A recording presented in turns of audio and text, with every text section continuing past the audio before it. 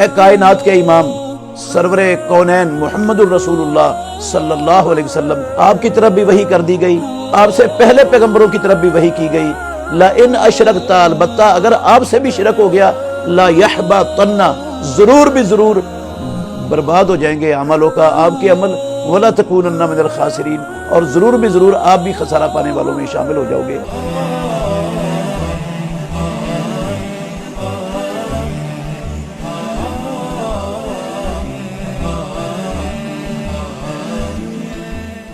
السلام علیکم ورحمۃ اللہ وبرکاتہ، نحمدہ ونصلی ونسلم علی رسولہ الکریم۔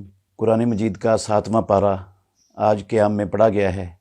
7ویں پارے میں سورہ انعام کی 83 سے 88 نمبر آیت تک ان چند آیتوں پر آج انشاءاللہ الرحمن مختصر بات کریں گے۔ ان آیات میں اسلام کا سب سے بڑا بنیادی اور اہم ترین مسئلہ اللہ رب العالمین نے بیان فرمایا ہے، اور وہ ہے اللہ رب العالمین کی عبادت میں کسی کو شریک نہ کرنا۔ اللہ رب العالمین واحد ہستی ہے، ذات ہے جو عبادت کے لائق ہے، انسانوں کے لیے، جنوں کے لیے، مخلوقات کے لیے۔ اس کے سوا کوئی عبادت کے لائق ہے ہی نہیں۔ لا الہ الا اللہ محمد الرسول اللہ صلی اللہ علیہ وسلم کہہ کر ہم اسی چیز کا سب سے پہلے اسلام میں داخل ہوتے ہوئے اقرار کرتے ہیں۔ تو اگر اللہ رب العالمین کی ذات میں، اس کی صفات میں، اس کے اختیارات میں، اس کے حقوق میں ہم مخلوقات میں سے کسی کو شریک بنا دیں گے تو لا الہ الا اللہ کی دھجیاں اڑ جائیں گی، اس لا الہ الا اللہ کی نفی ہو جائے گی مکمل طور پر، اور یہ ایسا معاملہ ہوگا کہ ساری زندگی کی نیکیاں ضائع اور برباد ہو جائیں گی۔ یہی بات اللہ رب العالمین نے ان آیتوں کے اندر بیان فرمائی ہے۔ فرمایا 18 نبیوں کے اور رسولوں کے نام لے کر اللہ رب العالمین نے کہا، ان کی اولادوں کا، ان کے بھائیوں کا، ان کے رشتہ داروں کا بھی تذکرہ کیا، اور پھر فرمایا وَلَوْ أَشْرَكُوا لَحَبِطَ عَنْهُمْ مَا كَانُوا يَعْمَلُونَ، اگر یہ میرے نبی اور پیغمبر یہ بھی شرک کریں گے تو ان کی بھی ساری نیکیاں اور سارے اعمال ضائع اور برباد ہو جائیں گے۔ اور یہ تو انبیاء علیہم الصلوۃ والسلام ہیں، ادھر محمد الرسول اللہ صلی اللہ علیہ وسلم ہیں۔ اللہ نے ان کو مخاطب کر کے فرمایا، یہ سورہ زمر کی آیت نمبر 65 ہے، وَلَقَدْ أُوحِيَ إِلَيْكَ وَإِلَى الَّذِينَ مِنْ قَبْلِكَ لَئِنْ أَشْرَكْتَ لَيَحْبَطَنَّ عَمَلُكَ وَلَا تَكُونَنَّ مِنَ الْخَاسِرِينَ۔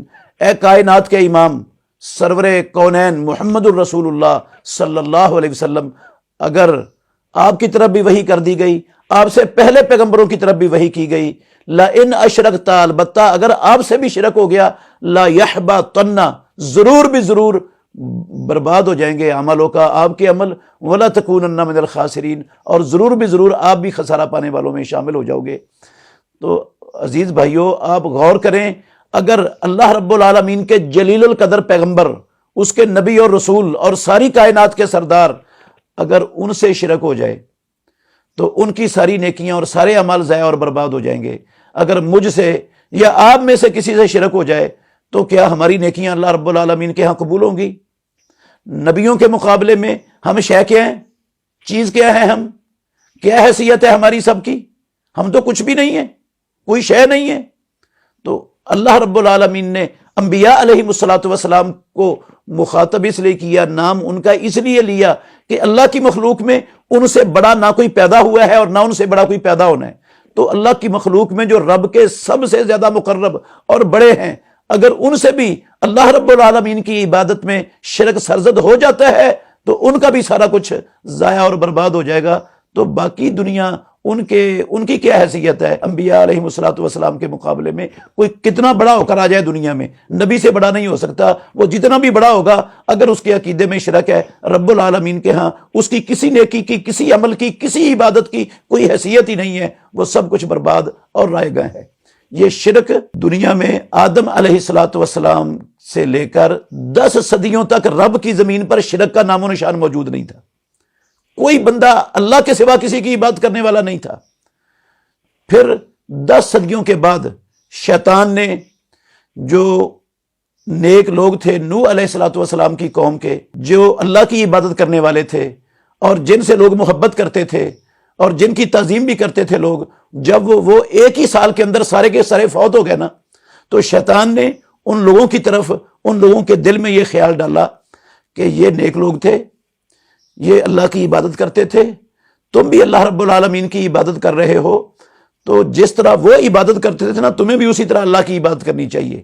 تو ان کے اگر تم مجسمے بنا کے رکھ لو نا اپنی عبادت والی جگہوں پر، ان کی تصویریں اور مجسمے بنا لو، تو تمہیں ہمیشہ یاد رہے گا کہ وہ ایسے عبادت کرتے تھے، پھر تم بھی ان جیسے شوق سے اور ان جیسی کوشش سے اللہ رب العالمین کی عبادت کرو گے اور تمہارا بھی بہت بڑا درجہ بن جائے گا۔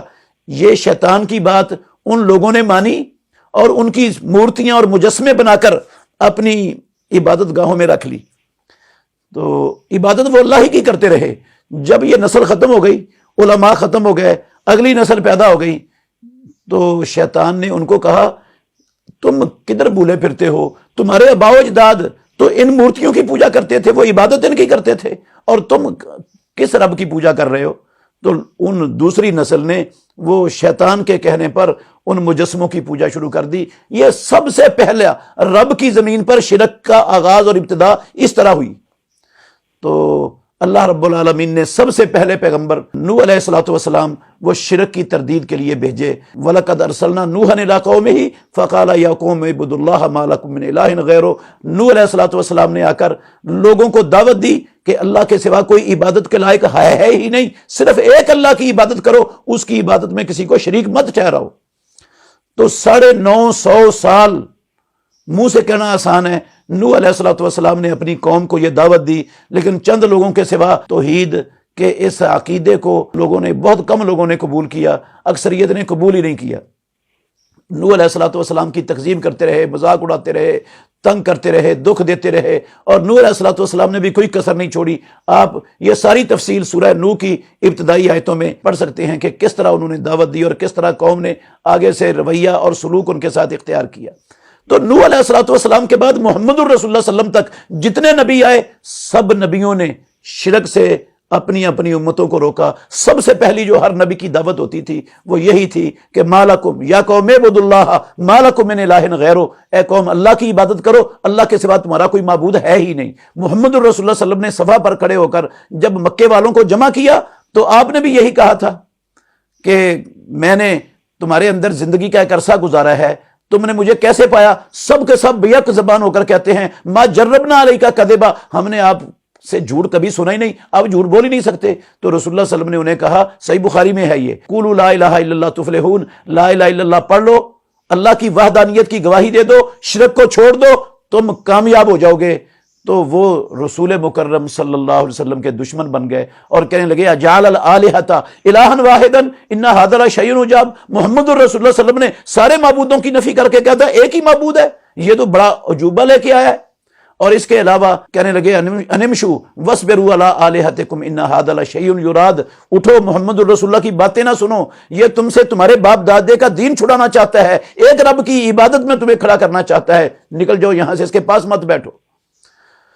تو رسول اللہ صلی اللہ علیہ وسلم بھی یہ دعوت دیتے رہے۔ اللہ کے نبی نے جن لوگوں کو دائی بنا کر مختلف علاقوں میں روانہ کیا ان کو بھی اللہ کے نبی نے یہی تعلیم دی۔ فلیکن، معاذ رضی اللہ عنہ کو کہا فلیکن اول ما تدعوہم الیہ شہادۃ اللہ الہ الا اللہ وانی محمد الرسول اللہ فانہم اطاعوک لذلک فعلمہم ان اللہ افترض علیہم خمس صلوات، اگر وہ اللہ کی وحدانیت کو، میری رسالت کو تسلیم کر لیں تو پھر ان کو بتانا ہے کہ اللہ نے دن رات میں ان پر 5 نمازیں فرض کی ہیں، کیونکہ اگر عقیدہ ہی ٹھیک نہیں ہے تو پھر نمازیں پڑھنے کا اور باقی نیکیاں کرنے کا تو فائدہ ہی کوئی نہیں ہے، وہ سب کچھ برباد ہے۔